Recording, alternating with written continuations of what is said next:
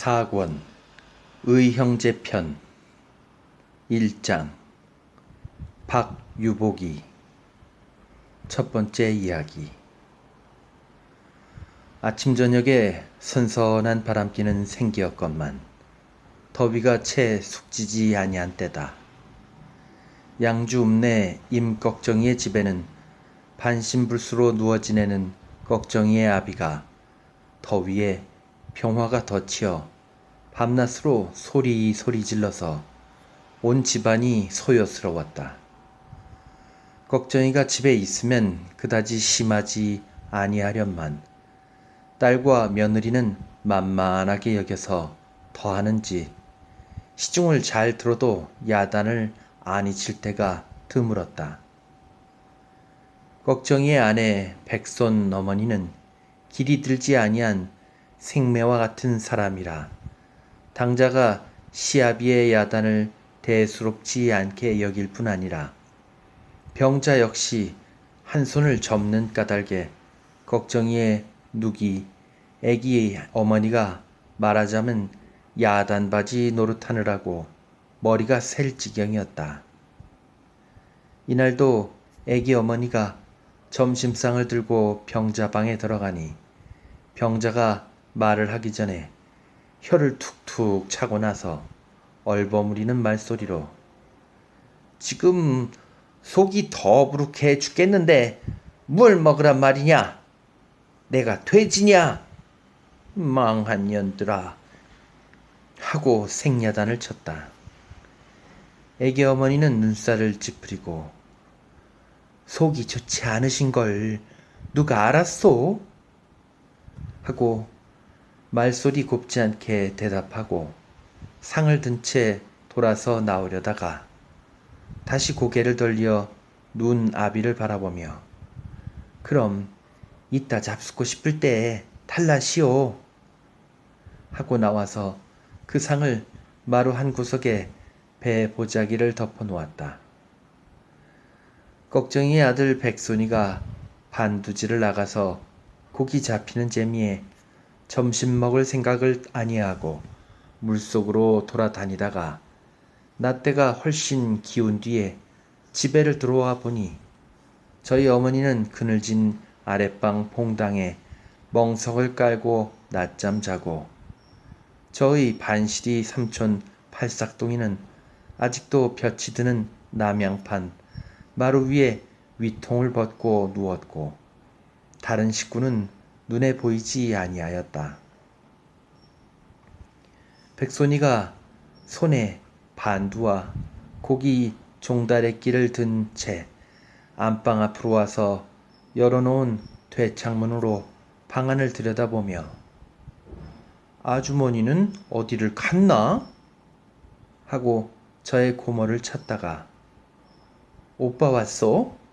하는 소리에 고개를 돌이키니 고모의 딸 애기가 부엌 뒤에서 쫓아나왔다. 어머니 어디 갔니? 하고 백손이는 고적을 묻는데 저기 계시지 않아? 하고 애기는 낮잠 자는 외삼촌 댁을 가리켰다. 너 어머니 말이여.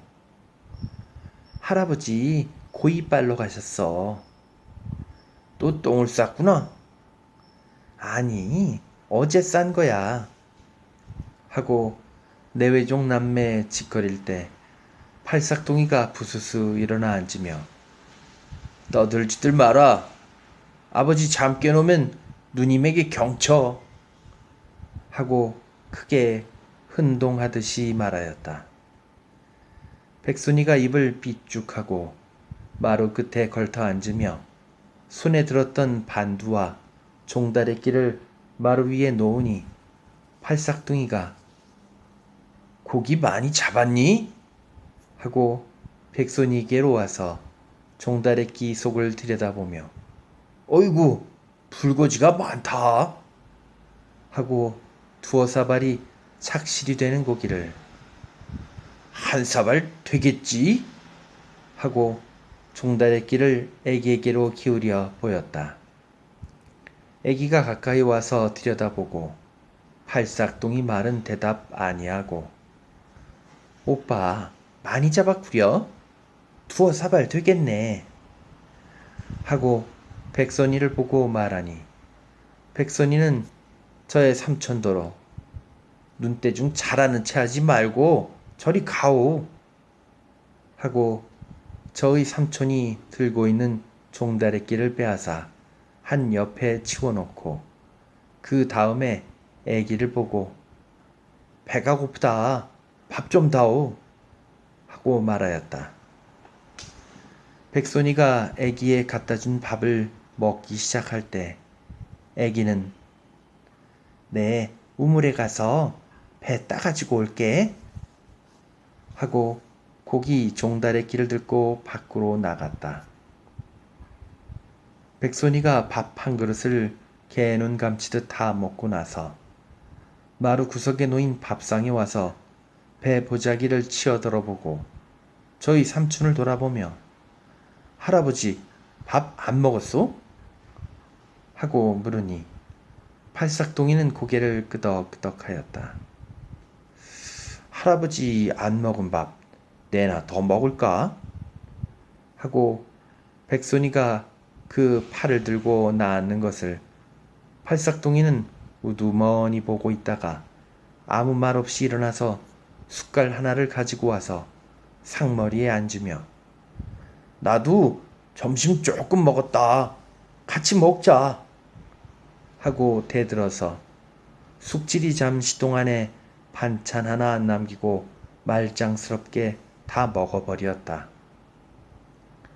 애기 어머니가 점심 먹고 빨래하러 나갈 때 애기더러 할아버지 고이 빨러 가니 그동안에 밖에 놀러가지 말고 집에 있다가 오래비 들어오거든 밥을 차려 주어라. 이르고 또 백손 어머니에게 아버지가 밥 달라시거든 갖다 드리고 그리고 얼른 튀어나오지 말고 앉아서 시중 좀 잘 틀게.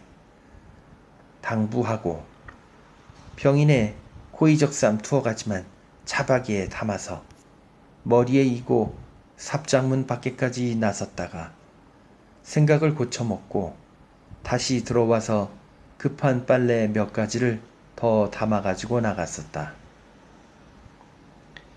이때 애기는 부엌에 들어가서 설거지 하느라고 저희 어머니가 빨래 가짓수 많이 가지고 가는 것을 못 본 까닭에 나중에 어머니 빨래가 너무 늦는다고 속으로 고시랑거리기까지 하였다.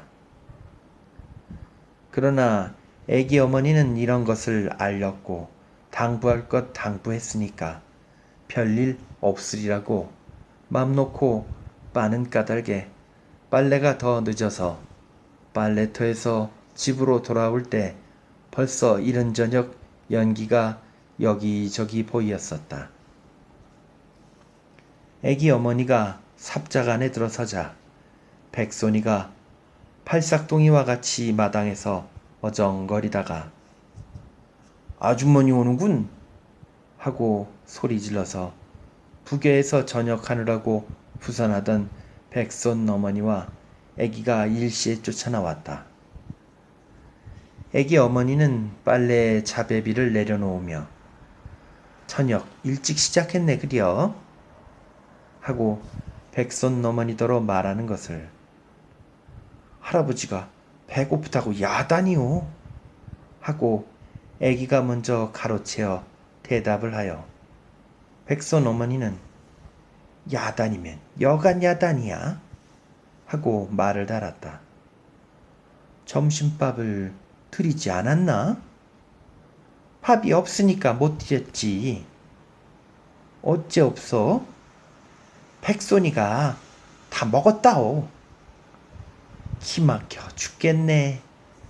하고 시누이 올케가 서로 말하는 중에 화가 난 병자가 벽을 보고 외치는지 이년들아 날 굶겨 죽인다 하는 어눌한 말소리가 병자 쓰는 건넌방에서 울려 나왔다. 애기 어머니가 백선이를 보고 이놈아 그게 무슨 짓이냐 하고 나무래니 백손이는 누가 알아? 할아버지 밥 찾는 줄 알았소? 할아버지 안 먹은 밥이라기에 먹었지. 하고 볼멘 소리로 발명하였다. 할아버지 안 먹은 밥이라고 누가 그러디? 애기란 년이 그러디? 하고 애기 어머니의 다그쳐 묻는 말을 백손이가 미처 대답하기 전에 애기는 나는 고기 배 따러 나가서 먹는 것도 못 봤소. 하고 재빠르게 발뺌하고 팔싹동이는 백손이가 저를 대면 제가 혼이 나려니 생각하고 슬금슬금 뒤를 빼어 밖으로 나갔다. 백손이가 삼촌은 말바 빼었지 않고 고모의 말을 뒤받아서 모르고 좀 먹었기로 왜 이렇게 야단이오? 하고 말대답하니 애기 어머니는 셀룩하여진 눈으로 백손이를 노려보다가 흘저의 고개를 돌이켜 백손 어머니를 보고 자네는 못했나? 자빠져 낮잠 잤나? 하고 독살스럽게 말하였다. 형님은 보지도 않고 일을 잘하는구려. 하고 백손 어머니의 말이 마치 낮잠 아니 잔 사람이 비꼬아 말하는 것 같아서 애기 어머니는 자기가 비꼴 줄을 다 아네 그려. 그래 낮잠을 안 잤으면 저놈이 먹는 것을 보고 있었단 말인가. 내가 당분 안 했을세 말이지. 하고 성을 더 내다가 왜 누가 안 잤다고 하로? 정말 잤소. 잤으니까 밥을 먹게 내버려 두었지.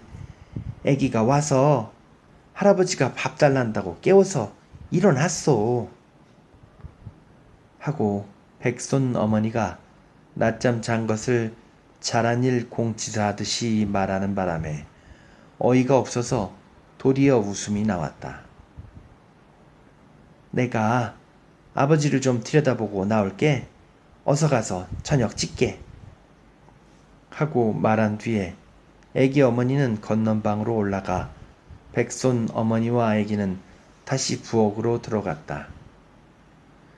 애기 어머니가 자기가 고이 빨러 나간 동안에 백손이가 모르고 밥을 먹어버렸다고 병인에게 이야기하고 저녁밥이 다 되어가니 조금만 참으라고 병인에게 사정하여 병인이 화가 조금 풀렸을 때 팔싹동이가 열어놓은 방문 앞에 와서서 어떤 사내가 밖에 와서 누님을 보자우?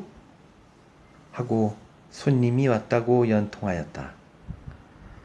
애기 어머니가 괴상히 여기는 끝에 칠장사에서 사람이 왔나? 하는 생각이 언뜻 머리에 떠올라서 팔싹동이더러 중이디? 하고 물으니 팔싹동이가 머리를 설레설레 흔들며 아니 요전에 왔다간 애기 할아버지가 또 온 줄 아오? 그 늙은 중이면 내가 모르려고 당초에 못 보던 사람이야.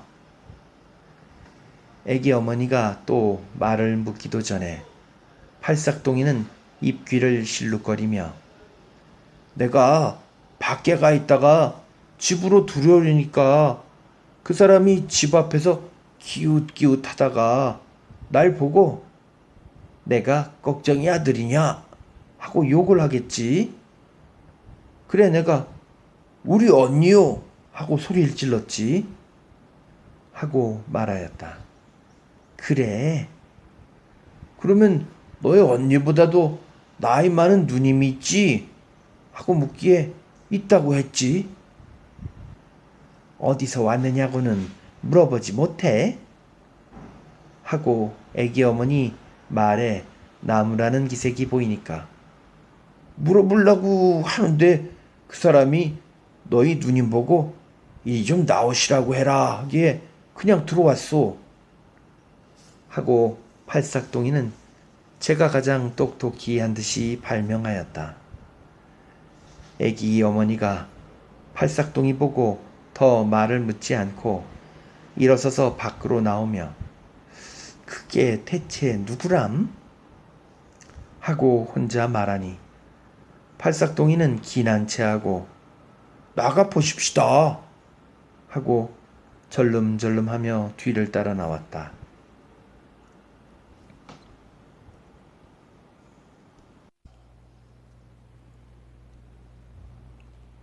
사권 의형제편 1장 박유복이 두 번째 이야기.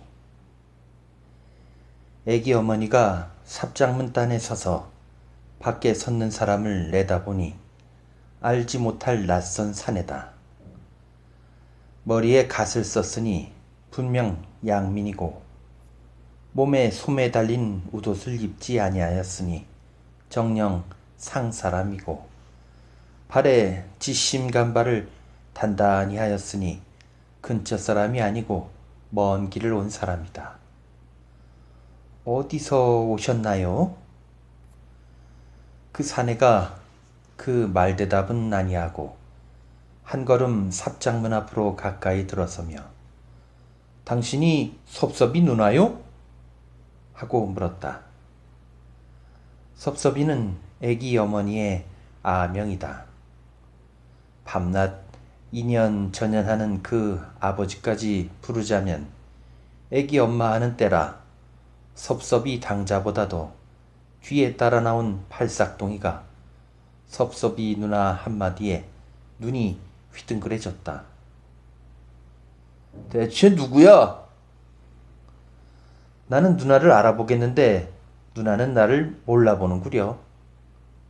그 사내가 웃으며 말하였다. 아이쿠, 괴상스러운 일도 많지. 영 모르겠는데. 유복이요? 인지 아시겠소? 아이고, 이게 누구야?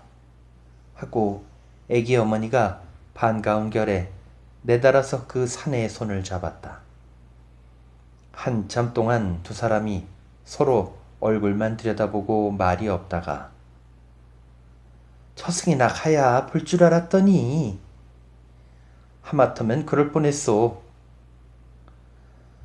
팔싹동이가 저의 누님이 사내에 손잡는 것을 보고 큰일이나 난 듯이 부지런히 콩을 심으며 들어가서 부엌에 있는 백손 어머니와 애기에게 말하고 그때 마침 뒤보러 간 백손이에게까지 쫓아가서 말하였다. 맨 먼저 뛰어나온 백손 어머니는 삽작 귀틀에 붙어서서 손으로 입을 막고 웃고 뒤 쫓아나온 애기는 난 모르는 사내가 저희 어머니를 앗아갈까 겁이 났던지 살그머니 어머니 옆에 나와서 치맛자락을 직신거리며 어머니! 하고 불렀다. 애기 어머니가 그제야 그 사내에 손을 놓고 왜 나왔니? 하고 애기를 돌아다보며 내게는 아저씨 되는 이야 하고 가르쳐 주었다. 그 사내가 애기의 손을 끌어당기며 애기 어머니를 보고 이 애가 누나의 딸이요? 그럼 이 애 아버지도 지금 여기 있어? 하고 물으니 벌써 저승으로 갔어 하고 애기 어머니는 한숨을 짓는데 애기의 눈에는 눈물이 맺혔다. 그 사내가 허 하고 탄식한 뒤 그래 이 애가 지금 몇 살이오? 하고 물어서 10살이라는 애기 어머니의 대답을 듣고 10살? 하면서 애기의 얼굴을 들여다보려고 하니 애기는 눈물을 보이진 않으려고 고개를 돌이켰다. 애기 어머니가 그 사내를 보고 어서 안으로 들어가서 앉아 이야기하자 하고 말하여 데리고 들어올 때 백손 어머니는 살맞은 뱀같이 내빼어 부엌으로 들어가고 백손이는 팔싹동이와 같이 마주 나오는 중이었다.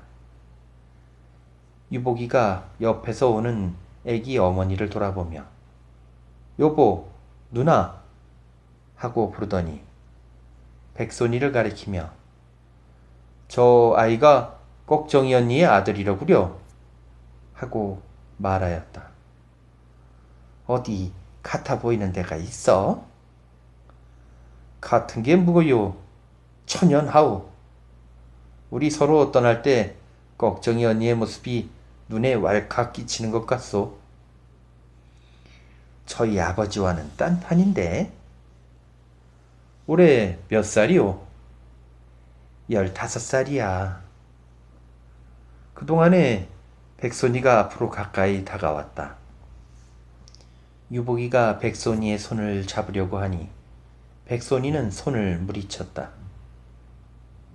심수스러운 것까지 천연하구나 하고 유복이가 허허 웃고 나서 백선이를 내려다보며 내게는 삼촌이다 하고 말하는데 애기 어머니가 옆에서 너희 아버지의 아이적 동접 친구다. 그리고 너희 아버지하고 형제의를 맺은 이다 하고 일러주니 백손이가 다짜고짜 그러면 유복이란 이구려 하고 이름을 불렀다. 어른의 이름을 그렇게 막 부르는 법이 어딨니? 하고 애기 어머니가 나무라는데 유복이는 웃으면서 옳다. 내가 유복이다. 그러나 내가 내 이름을 어떻게 알았니? 하고 물었다. 아저씨 이름을 왜 몰라요? 아버지가 아저씨하고 이번 전장에 같이 나간 봉하기 아저씨하고 셋이 아이 쪽에 동접했단 이야기를 귀가 아프도록 들었는데 하고 백손이가 이름 아는 까닭을 말하니 유복이는 그 말을 듣고 애기 어머니를 돌아보며 여기 언니가 봉하기 언니하고 같이 전장에 나갔소? 하고 물어서 애기 어머니가 그렇다고 고개를 끄덕이었다. 유복이가 제기 하고 입맛을 다시고 나도 가까이 있었다면 따라갔지 하고 다시 한숨을 쉬었다. 애기 어머니가 그랬겠지 하고 유복이의 비위를 맞춘 뒤 곧 애기를 보고 너 어서 마루를 좀 훔치고 방에 있는 기직을 내다 깔아라 하고 일렀다. 애기가 마루를 훔치는 동안에 유복이와 애기 어머니는 마루 끝에 와 걸터 앉았다. 내가 이번에 교화 낙하원을 들러오는 길이요. 봉학 언니의 외삼촌이란 자를 만나서 봉학 언니가 전장에 갔단 말은 들었지만 여기 언니와 같이 간 줄은 몰랐소. 아까 앞 주막에서 요기하면서 집을 묻다가 여기 언니가 요 횟집에 없는 줄까지 알고서도 전장에 나갔을 줄은 몰랐소. 봉학이 언니 같으면 벌써 짐작했을 테지. 봉학이 집에 가보니 사는 모양이 어떻디? 사는 모양 모르지요. 삽작 밖에서 그의 외삼촌이란 자에게 말 몇 마디 물어보고 곧 돌아섰으니까. 집은 조그마합디다. 다른 이야기는 차차 하고 대관절 선생님이 아직 생존하셨소? 생존하시고 말고 올해 82이시건만 근력이 좋으셔서 올봄에 여기를 걸어왔다 가셨어. 지금 가서 계신 데가 어디요? 중이 되셔서 절에 가 계시지. 중이 되셨다? 내가 소문을 들으니까 지금 어떤 중이 삼정승육판서를 하인처럼 부린다더니 유복이의 하는 말이 미처 끝나기도 전에 애기 어머니는 벌써 말의 의취를 짐작하고 아니야. 그건 보우라는 중이야. 우리 시아버지는 죽산 칠장사란처에 가서 계신데 축산 근방에서 생불스님이라는 모르는 사람이 없대. 그렇지. 우리 선생님 같으신 이가 나서셨으면 세상이 이 꼴이겠소. 그래, 지금 선생님이 죽산이라는 산에 가서 계시오? 죽산이 무슨 산이야? 경기도 땅 이름이야. 여기서 가깝소? 가까운 게 뭐야? 여기서 200여리라는데. 내가 올 때 선생님은 다시 뵙지 못하려니 했더니 인제는 배워 놓았소. 죽산을 갈 터이야? 가다 뿐이요. 내일 곧 가겠소. 내일이야 어떻게 가나. 걱정이 아니도 집에 없는데 곧 가지 뭐하오. 나는 사람 축에 못 가나? 누나를 축에 치기에 언니 없는 줄을 알고 오지 않았소. 이 말 끝에 유복이와 애기 어머니가 서로 웃느라고 끝이 없이 나오던 이야기가 잠깐 동안 그쳤다. 애기가 이 틈을 타서 어머니 그만 올라오시오. 자리 깔아놓은 지가 언제요? 하고 올라오기를 재촉하니 애기 어머니가 내가 이야기에 정신이 팔렸다. 하 하고 또다시 웃고 나서 유복이와 같이 마루로 올라왔다. 유복이가 애기 어머니의 가르쳐주는 복창문 앞자리에 와서 앉으려고 하다가 아직 서 있는 애기 어머니를 쳐다보며 누나에게 절이나 한번 해야지 하고 몸을 구부리니 애기 어머니는 앞으로 대들어서 새삼스럽게 절은 다 뭐야 하고 그대로 붙들어 앉히고 너희들이 나와서 절을 좀 해라 하고 애기와 백손이를 돌아다 보았다. 마루 끝에 섰던 애기는 앞으로 나와서 납신절하고 마루 아래 섰던 백손이는 놀러와서 꾸벅 절하였다. 다리가 부진해서 오래 서 있지 못하는 팔싹동이는 이야기를 하는 동안에 아랫방 봉당 멍석 위에 가 퍼덕거리고 앉아서 마루 위를 바라보고 있고 백손 어머니는 부엌에서 삐끔삐끔 내다보고 있었다. 우리 동생 의독하고 상면을 해야지. 아저씨는 보입지 않아도 좋소? 우리 아버지 말이지 풍병으로 누워 계시니까 차차 보입지 뭐. 애기 어머니가 부엌을 향하여 여보게 거기 있나? 좀 올라오게 하고 백손 어머니를 불렀다.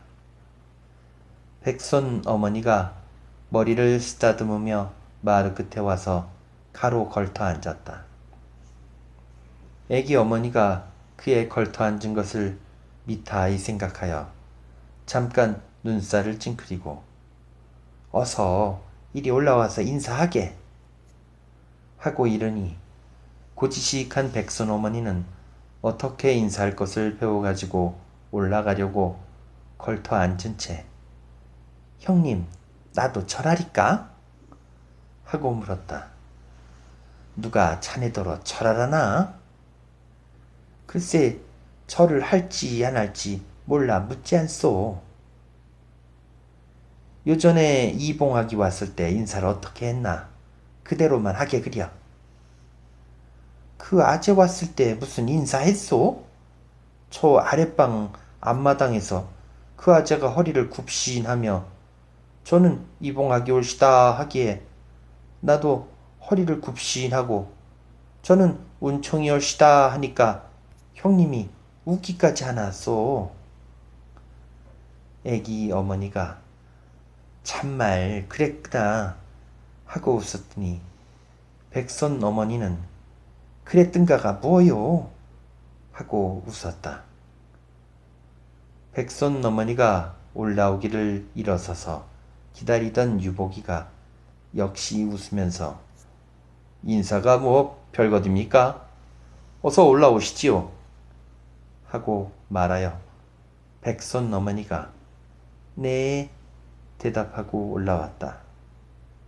유복이는 아주머니 절 받으시오 말하고 절하는 것을 백손 어머니는 서서 받으려고 하니 애기 어머니가 보다가 딱 하여서 이 사람아 절을 먼저 하지는 않더라도 맞기는 해야지 하고 면박을 주듯 일러주었다.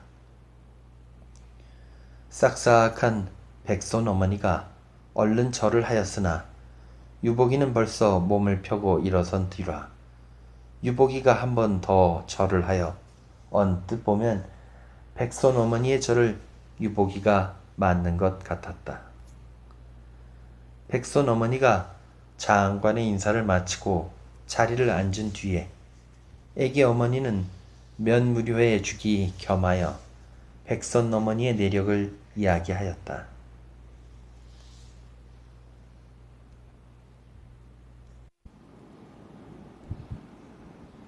사권 의형제편 1장 박유복이 세 번째 이야기. 이 사람의 아버지는 값산 관노고 이 사람의 어머니는 값산 관비인데 서로 눈이 맞아서 관가 모르게 도망해서 처음 값산에 있는 운총내라는 내가에 가서 숨어 살았더래. 그때 이 사람이 난 까닭에 이 사람의 아명이 운총이야. 그런데 관가에 염탐이 들어가서 잡으려고 하니까 인간처를 피하느라고 백두산 속으로 들어갔더래. 백두산을 들어가자면 허강령인가 하는 데가 있다는구먼. 그곳서 화전을 일궈서 서석을 심고 먹고 사냥해서 고기 먹고 살고 그랬대. 이 사람 8살 적에 사내 동생이 하나 생겨서 남매가 부모 외에는 사람 구경을 못하고 자라난 까닭에 시아버지가 우리 동생을 데리고 백두산에 가셨을 때 이 사람이 나이 23이나 된 처녀지만 동생하고 같이 자자고 떼를 쓰고 별일이 다 많았더구만. 지금은 사람이 다 되었지. 남매가 처음 집에 왔을 때 꼴이라니 어디가 사람이야. 꼭 들짐승들 같았지. 동생이 거기서 혼인을 하고 나와서 아버지에게 야단을 몇 번 만났다고. 이 사람 아버지는 우리 동생이 가기 전에 돌아갔고 이 사람 어머니는 이 사람이 우리 집에 오던 해에 남편 무덤 앞에서 자결에 돌아가고, 그래 이 사람 남매가 어린 백손이를 번갈아 업고 나왔어. 유복이가 재미가 나서 연해 그래서요 하며 이야기를 듣는 중에 벼랑간 어디서 능구렁이 우는 소리 같은 것이 들리었다. 누나, 저게 무슨 소리요? 하고 애기 어머니에게 물으니 애기 어머니는 아버지가 또 화나셨군. 가봐야지. 하고 자리에서 일어났다. 애기 어머니가 건넌방 되창문으로 마루에 있는 유복이를 내다보면서 아버지가 보시자니 이리 와요.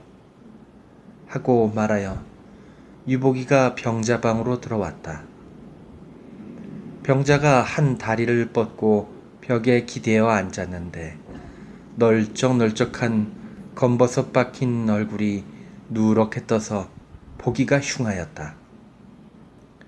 게다가 말이 반벙어리라 처음 듣는 유복이는 알아듣기 어려워서 대답을 썩썩 하지 못하니 잘 알아듣는 애기 어머니가 병인의 말을 받아 옮기기도 하고 유복이 대답할 말을 뚱기어 주기도 하였다. 병인이 자기 병이 할 길 없는 것을 하소연하고 나서 유복이의 경력을 키워묻기 시작하였다. 처음에 서울서 이사 갈 때 황해도 어디로 갔었지? 배천으로 갔었습니다. 오라, 그래서 백선애비가 자네를 찾으러 배천을 갔었거니? 백손이 어른이 그때 어디 배천만 갔었나요? 이 사람의 본고향 강령까지 갔었지요. 이 사람의 종적을 모르고 와서 괴탄도 하더니 오늘날까지도 이 사람의 말만 나면 그 자식 죽었어, 그 자식 죽었어 하면서 언짢아 하지요. 아이적 동무는 정말 정이 특별한 거예요. 애기 어머니가 옆에서 이야기에 쐐기를 쳤다. 그래, 배천서 어디로 갔었나? 어머니가 저를 데리고 배천으로 내려가기는 이모를 의지하고 살 생각이었는데 내려간 뒤 1년 못 되어서 이모가 돌아가고 이모 장사 지내고 며칠 안 되어서 어머니가 돌아가셨습니다. 어머니가 저를 유복자로 낳아가지고 가진 고생을 다해가며 키워서 간신히 12살 먹여놓고 돌아갈 때 눈이 잘 감겼겠습니까? 돌아가던 날 식전까지도 정신이 남아서 저의 손을 만지면서 내가 죽어도 눈을 못 감겠다.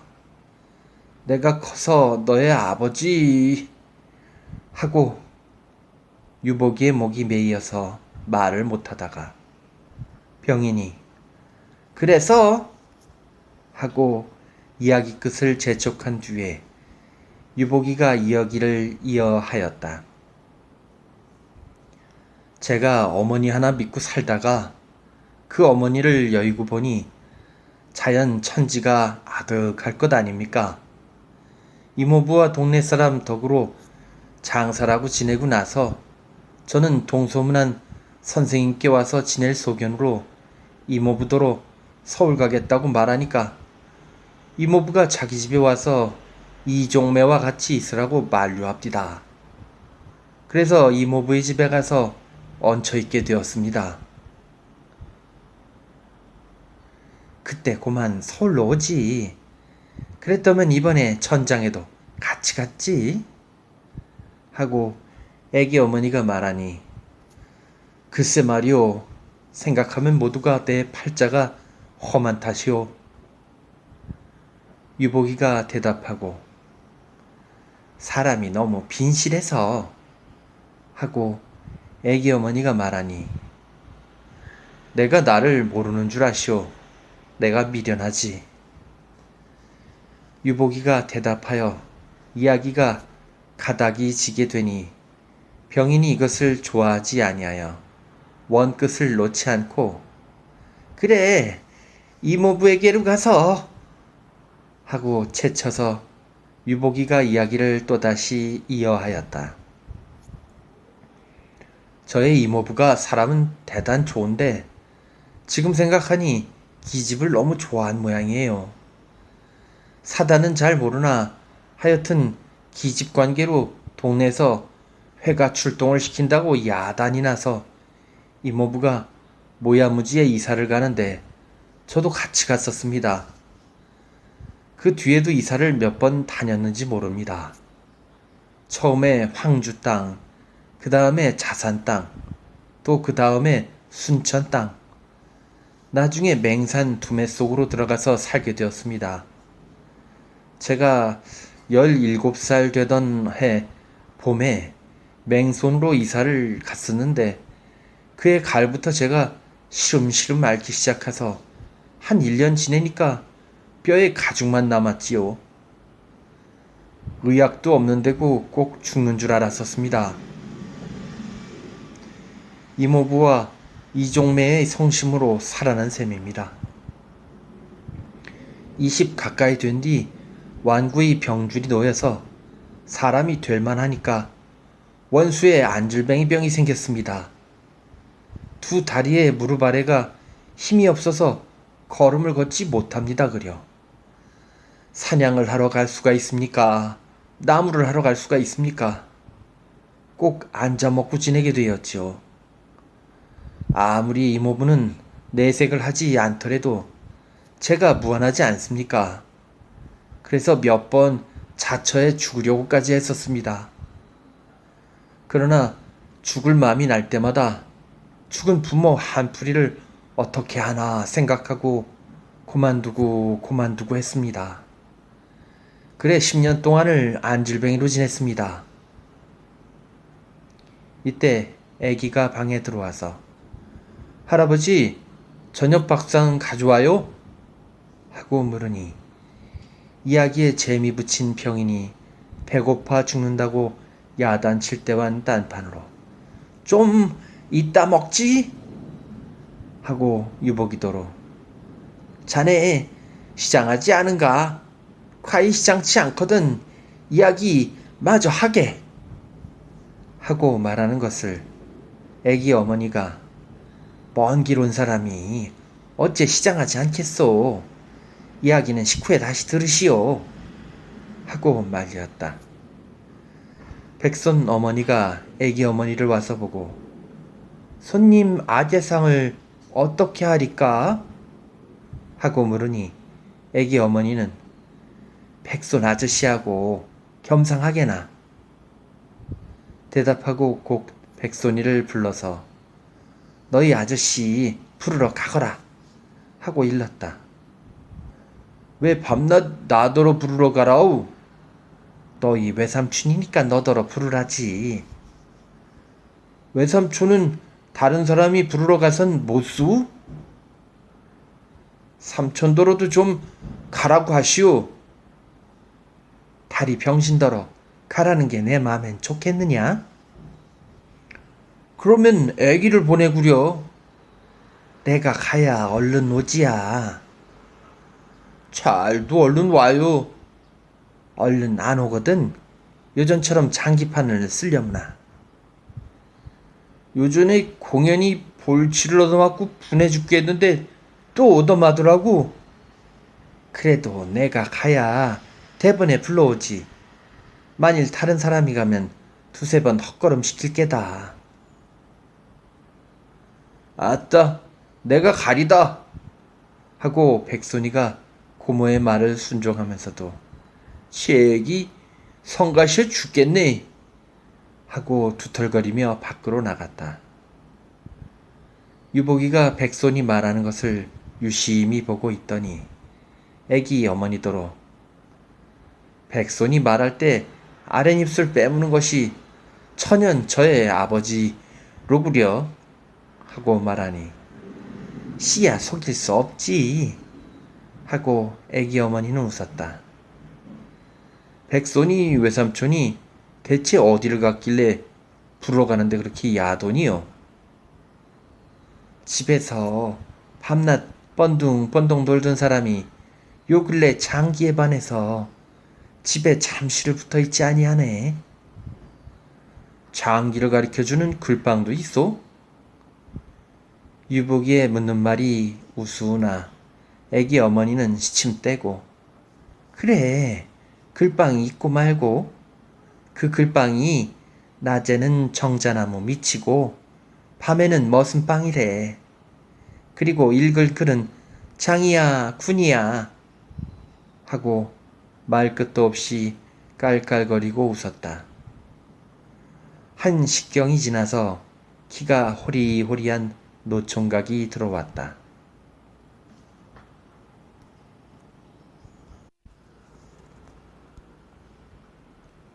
사권 의형제편 1장 박유복이 네 번째 이야기. 한식경이 지나서 키가 호리호리한 노총각이 들어왔다. 이 총각이 백손이의 외삼촌 황천완동이다. 마루 위에 손님이 있는 것을 보고 마루 아래 와서 멈칫멈칫하는 것을 애기 어미가 어서 올라오라고 재촉하여 올라오며 곧 유복이와 인사를 붙였다. 유복이가 천왕동이의 얼굴을 보니 살빛이 희고 이목구비가 단정하고 모르고 보더라도 백손 어머니의 동생인 것을 알아낼 만큼 전형이 남매 비슷하였다. 나이가 들어 보이지 아니하여 유복이가 올해 20몇인가? 하고 물으니 천왕동이는 20? 하고 뇌고 따서 31요 하고 대답하였다. 30이 넘었어? 하고 유복이가 놀라면서 이 사람이 내게 3년 아래라면 누가 고지 듣겠소? 하고 애기 어머니를 돌아보니 애기 어머니가 새삼스럽게 두 사람의 얼굴을 반반씩 갈라보다가 글쎄 외양으론 한 10년 틀려 보이는군. 대체 백손이 외삼촌이 젊어도 보이지만 동생이 너무 건늙었어. 고생줄 많이 해서 그런가? 하고 말하였다. 나이 비교가 끝이 나자 백손 어머니가 저녁상을 가지고 올라왔다. 유복이와 천왕동이가 겸상하여 마주 앉아 먹는데 애기 어머니는 유복이 가까이 앉아서 찬이 없어서 어떻게 자시나? 하고 상을 들여다보고 백손 어머니는 천왕동이 옆에 앉아서 이 생선이 아까 백손이가 잡아온 것이야 하고 지짐이 그릇을 가리켰다. 외삼촌보다 뒤떨어져서 들어와 마루 끝에 섰던 백손이가 우리는 밥 안 줄라우? 하고 퉁명을 부리니 점심을 2그릇씩 먹고도 어느새 배가 고프냐? 백손 어머니는 나무라고 할아버지 상이 나거든 먹으려무나.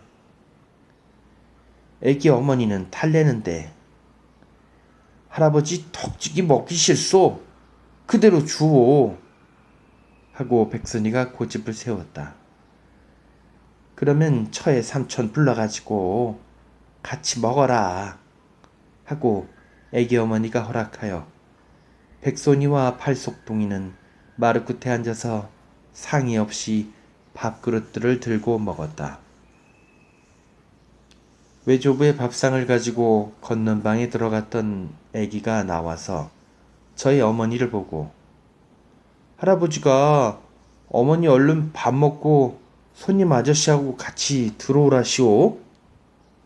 하기 말하니 애기 어머니는 이야기 듣기가 급해서 재촉이시군. 하고 웃고 백손 어머니를 보며 또 벼락령 내리기 전에 우리도 얼른 먹어 치우세. 하고 말하였다. 저녁 밥이 끝난 뒤에 천왕동이는 장기동물을 찾아가고 유복이는 애기 어머니와 같이 건넌방으로 들어왔다. 병인이 앉았다가 누울 때는 쓰러지듯 혼자 눕지만은 누웠다가 일어서 앉을 때는 부축 없이는 옴짝하지 못하는 터이라 누워있던 병인이 애기 어머니를 보고 좀 일으켜다오 하고 말하여 애기 어머니가 부축하여 주려고 병인 앞으로 바짝 들어 앉아서 옆구리 밑에 손을 밀어 넣었다. 손이 닿으면 병인이 아프다고 질색하는 곳이 있는 까닭에 애기 어머니는 극히 조심하였건만 손이 잘못 들어갔던지 이 망할년이 또 손을 끓이 넣네 하고 병인이 화를 내니 유착한 몸을 끼어하나 일으키려니 옆구리 밑에 손을 넣지 않으면 어떻게 해요? 인제는 고개만 쳐들어 드리리다. 하고 애기 어머니도 증을 냈다. 이때 백손 어머니가 유복이의 이야기를 들으려고 설거지를 건정건정 마치고 열어놓은 대창 앞에 와서 앉았다. 병인이 일어나 앉으며 휴 하고 길게 한숨을 쉬고 애기 어머니와 백손 어머니를 갈라보면서 백손아비가 어서 와야 내가 살지. 너 인연들하고 있다간 병버dom도 칠해 말라 죽겠다. 하고 책망하니 백손 어머니는 눈을 흘기며 고개를 돌이키고 애기 어머니는 백손 어머니 가까이 와서 앉으면서 백손이 어른이 얼른 와야 제일로 내가 살겠어. 아버지에게 부덕해서 살 수가 있어야지. 하고 말대답하였다. 백손아비가 아나 일으킬 때 내가 언제 아프다고 말하더냐. 보았거든 보았다고 말해라. 우악스런 산의 손으로도 그렇게 곰살궂게 다루는데 너희녀는 얘 뱃내 명색에 좀 더 곰살 굳어야지.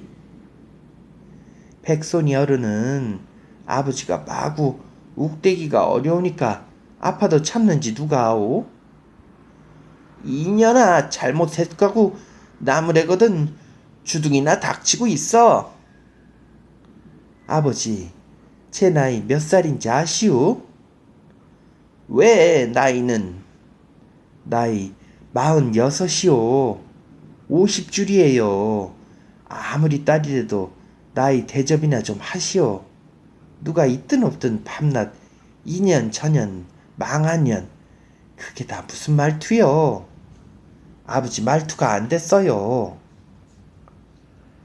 애기 어머니가 유복이 보는데 창피한 마음이 나서 푸념을 내놓으니 병인이 에라 그만 짓거려라. 저 사람 이야기나 듣자. 하고 유복이를 보며 대체 10년 안질뱅이가 어떻게 해서 저렇게 성한 사람이 되었나 하고 말을 물었다. 하느님 덕택으로 이인 하나를 만나서 약을 얻어 먹었습니다. 하고 유복이가 말하니 어떻게 이인을 만나고 어떻게 약을 얻어 먹었나 이야기를 좀 자세히 하게. 하고 병인이 벽에 기대었던 몸을 앞으로 일으키었다. 아까도 말씀하였지만 저의 병이 두 무릎 아래가 힘이 빠져서 걸음을 걷지 못하는 병이라 앉았다가 일어서려면 남이 붙들어 주거나 그렇지 않으면 무엇이든지 붙들어야 간신히 일어나고 두 손으로 벽을 짚고 개걸음을 쳐서 한두 발쯤 걸으면 벌써 다리가 벌벌 떨려서 펄썩 주저앉게 되고 하니까 할 수 없이 토막둘이 양손에 갈라치고 궁둥이로 다니게 되었습니다. 그러면 바로 안질뱅이는 아니었었군. 무릎이 붙어서 꼼짝 못하는 것만 안질뱅이가 아니고 저처럼 무릎 아래 힘이 없어서 걷지 못하는 것도 안질뱅이라고 합디다. 걸음을 걷지 못하니 안질뱅이지 무엇입니까? 그렇지. 궁둥이로 다니는 것이 무슨 일을 할 수 있습니까? 조팝으로 줄인 배를 채우면 뜰 앞에 앉아서 해를 보냈었습니다. 해가 길지. 질감스럽게 길지. 5, 6월에도 해긴 줄은 모르고 지냈습니다. 밖에 나가 앉아서 이것저것 구경하니까 나와는 다르던 걸세. 나는 해가 길어서 고생일세. 저는 종일 앉아 손장난을 한 까닭에 해 긴 줄을 몰랐습니다. 무슨 손장난? 나무떼기로 짜름한 꼬챙이를 깎아서 던지는 장난을 했습니다. 처음에는 심심풀이 장난으로 시작한 것인데 물건을 노리고 던지면 맞는데 재미가 날 뿐더러 그것도 혹시 제주로 쓸 데 있을까 하고 일심정력을 들이켜서 익혔습니다. 그래서 긴긴 해도 가는 줄을 모르고 보냈습니다. 유복이가 말을 마치고 나서 애기 어머니를 돌아보며 누나, 입으로 콩알을 잘 부시더니 지금도 부시우? 하고 물으니 애기 어머니는 웃기만 하고 대답을 아니하는데 콩알을 불어서 새를 다 잡으신다오? 하고 백손 어머니가 대신 대답하였다. 누나는 다 아시지만 봉학 언니는 활을 잘 쏘고 여기 언니는 칼을 잘 부리는데 나만 아무 재주가 없어서 어머니에게 구박도 많이 맞았더니 꼬챙이 던지기를 익힌 것이 지금은 100보 이내의 큰 짐승을 마음대로 잡을 수 있어. 나무 꼬챙이로 어떻게 짐승을 잡나? 애기 어머니 말 끝에 나무 꼬챙이로 무슨 짐승을 잡아 새앙지나 잡을까? 백선 어머니가 말깃을 달고 깔깔 웃기까지 하였다. 처음엔 나무 꼬챙이를 가지고 익히다가 나중엔 쇠끝으로 꼬챙이를 치어서 익혔는데 병을 고쳐주신 어른이 조그만 칸끝 창끝 같은 병장기를 20개 한 벌 갖다 주셔서 그 뒤로는 줄곧 그걸 가지고 익혔어요. 지금 가졌거든. 어디 구경 좀 하세. 애기 어머니 말에 보따리에 들었으니 이따 구경시켜드리지요. 유복이가 대답하는 것을 백선 어머니는 듣기가 무섭게 얼른 가서 유복이의 보따리를 들고 왔다.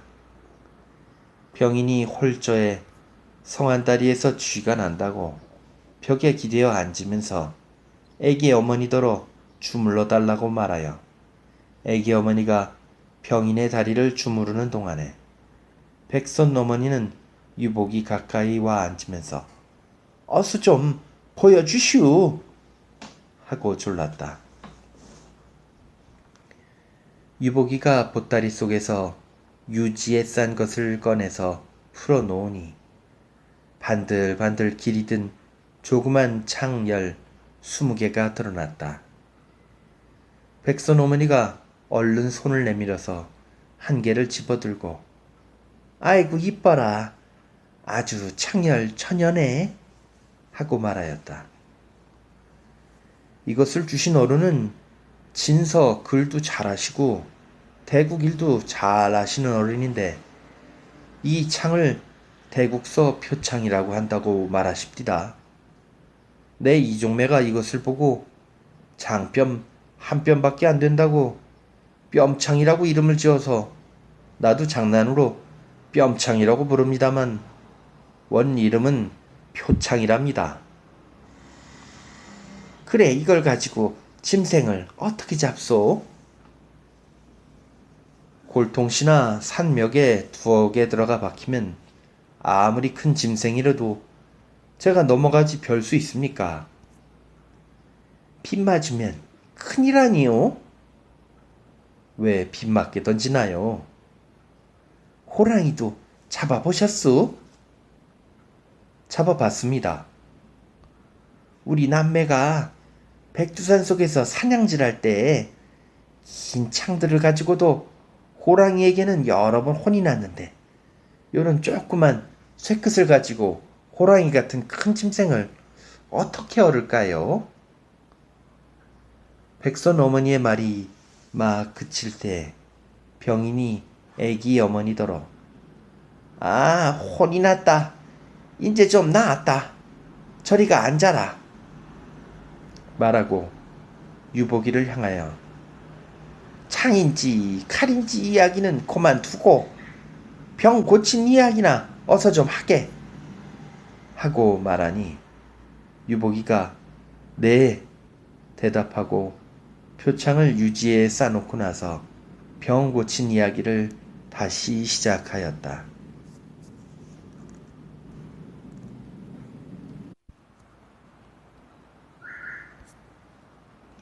사권 의형제편 1장 박유복이 5번째 이야기. 임자년 늦은 봄일입니다. 제가 들 앞에서 나무꼬챙이를 던지는데 어떤 난 모르는 노인 한 분이 들어오더니 대번 제게로 와서 무엇을 던지느냐고 묻고 나서 뭐 잡을 만한 것이 있나 하고 둘레둘레 돌아보다가 나무 끝트럭에 앉은 잠자리 한 마리를 보고 가리키면서 저것도 잡을 수 있겠느냐고 묻습디다. 그래서 제가 그것쯤은 누워서도 잡을 수 있다고 곧 들어누워서 꼬챙이 하나를 던졌습니다. 그것이야 안 맞을 까닭이 있습니까? 바로 들어가 맞았지요.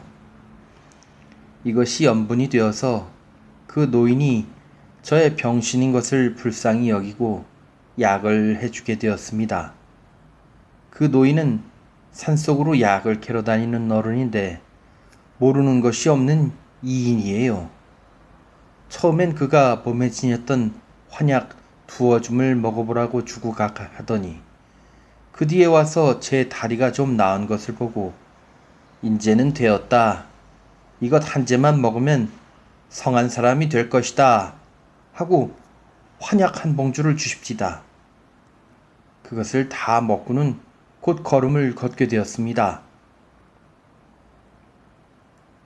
병인 이야기가 끝나기를 기다릴 사이도 없이 나도 어떻게 하면 그런 신통한 약을 얻어먹고 성한 사람이 되어 보나? 하고 길게 한숨을 쉬었다.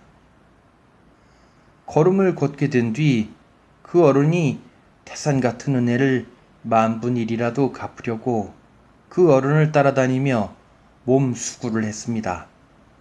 산속으로 돌아다닐 때 표창으로 짐승도 많이 잡고 강 건너 되땅에 갔을 때는 표창 가지고 되놈들하고 접전까지 해봤습니다. 지지난달에 그 어른이 강계 땅에서 병환이 나셨는데 워낙 노병환이라 약효가 없어서 한 달포 동안 시름시름 편치 않으시다가 마침내 상사가 나서 제 손으로 감장에 드리고 맹산 이모부 집에를 다녀서 나오는 길입니다. 유복이가 이야기 끝을 마친 뒤에 병인이 피곤하든지 눕혀달라고 하여서 애기 어머니가 병인을 거들어 눕히고 나서 유복이를 보고 인제 우리는 좀 시원한 데로 나가지 하고 말하여 유복이는 애기 어머니와 같이 다시 마루로 나왔다. 해 진지가 벌써 오래라 초승달빛이 마당에 가득하였다. 백선 어머니가 아랫방 봉당에 가서 멍석을 걷어다가 마당 한중간에 깔아놓고 자기가 먼저 앉으면서 형님, 손님 아재하고 이리 내려오시오. 침침한 마루보다 여기가 좋소. 하고 소리쳤다. 애기 어머니와 유복이는 마루 복창 앞에 앉아서 서로 이야기하는 중이었다. 언니가 언제쯤 온다고 말하고 갔소? 말 없었어. 언제 올지 모르는구려. 요즘 소문에는 난리가 끝이 났다니까 수위 오른지 모르지. 언니를 한번 만나보았으면 좋겠는데 올 때까지 여기서 기다리게나? 내일 곧 갈 터인데 언니 올 때까지가 다 뭐요? 참말 내일 떠날 테야? 지금 내가 마음이 초조해서 하루도 묵새길 수가 없어. 무슨 급한 일이 있나? 있어요. 누나, 이따가 좀 조용히 이야기할 틈이 없겠소? 왜? 다들 잔뒤에나 조용할까? 어느 틈에 집안 식구가 거집안 다 마당 멍석자리로 모여들었다. 애기와 백손이는 멍석가에 앉아서 서로 웃고 짓거리고 팔싹동이는 멍석 위에 내 활개를 벌리고 자빠졌고 벗개들을 찾아다니느라고 종일 현형 아니하던 검둥이까지 마루 밑에 기어 나왔다.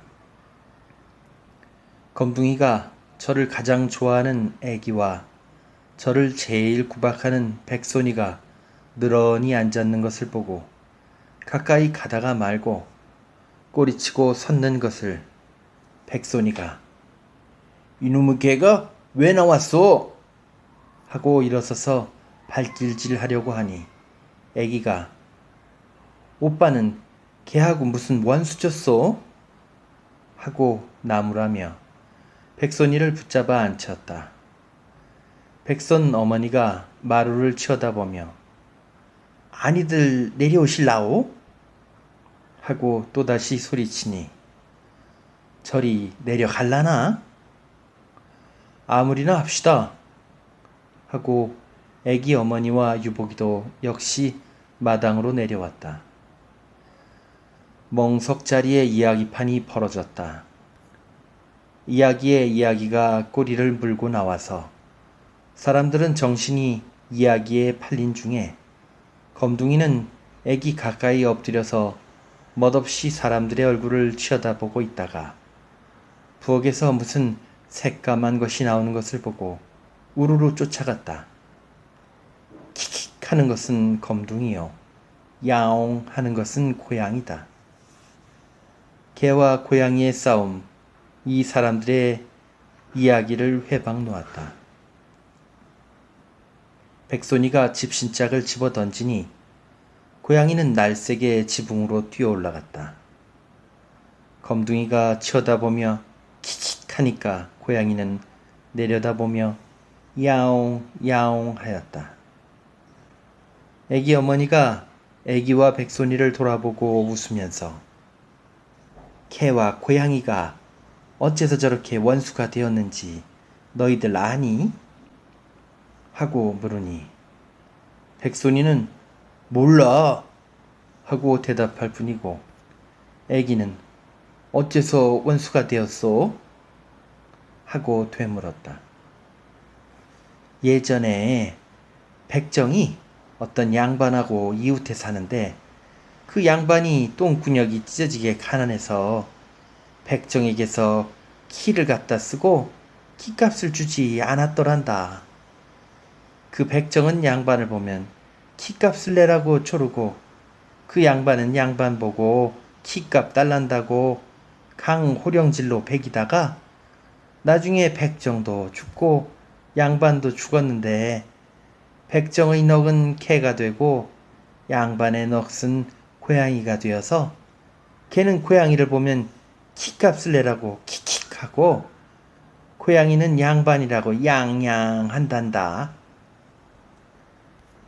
애기 어머니의 얘기가 끝이 나자 애기는 오빠 이제부터는 개를 구박 마오 하고 옆에 앉은 백손이를 돌아보고 백손이는 그놈의 키값 안 준 고양이 잡아 죽일까 보다 하고 지붕에 있는 고양이를 쳐다보았다. 애기 어머니가 실없이 너희 이 아저씨더러 아까 보이던 창끝으로 잡아보시라고 졸라봐라 하고 부추겨서 백손이가 조르고 애기가 조르고 백손 어머니까지 졸랐다. 유복이가 졸리다 못하여 주머니 속에서 다른 쇠굿을 한 개 꺼내어 손에 들고 일어섰다. 유복이의 손이 한번 번뜩 타며 지붕의 고양이가 양 하고 껑충 뛰더니 곧 마당으로 굴러떨어졌다. 백손이가 쫓아가서 떨어진 고양이를 집어와서 여러 사람을 보이는데 고양이 두 눈 사이에 쇠끝이 들어가 박히었다. 도둑 고양이가 양반의 넋으로 몰리어 죽는데 백정 넋이란 검둥이는 무슨 까닭에 겁이 났던지 마루 밑으로 기어 들어가서 다시 나오지 아니하였다. 유복이가 고양이 잡은 쇠끝을 씹어서 주머니에 넣은 뒤 표창으로 사냥한 이야기를 하는데 아슬아슬한 이야기가 많아서 애기와 백손이까지 밤이 이윽도록 자지 아니하였다. 유복이와 천왕동이와 팔싹동이는 아랫방에서 자고 애기 모녀와 백손이 이모자는 마루에서 잤다. 밤이 깊은 뒤다. 애기 어머니가 아랫방 앞에 와서 동생 하고 유복이를 불렀다. 잠꾸러기 팔싹동이는 코를 곤 지가 오래고 늦게 돌아온 천왕동이도 첫잠이 깊이 들었다.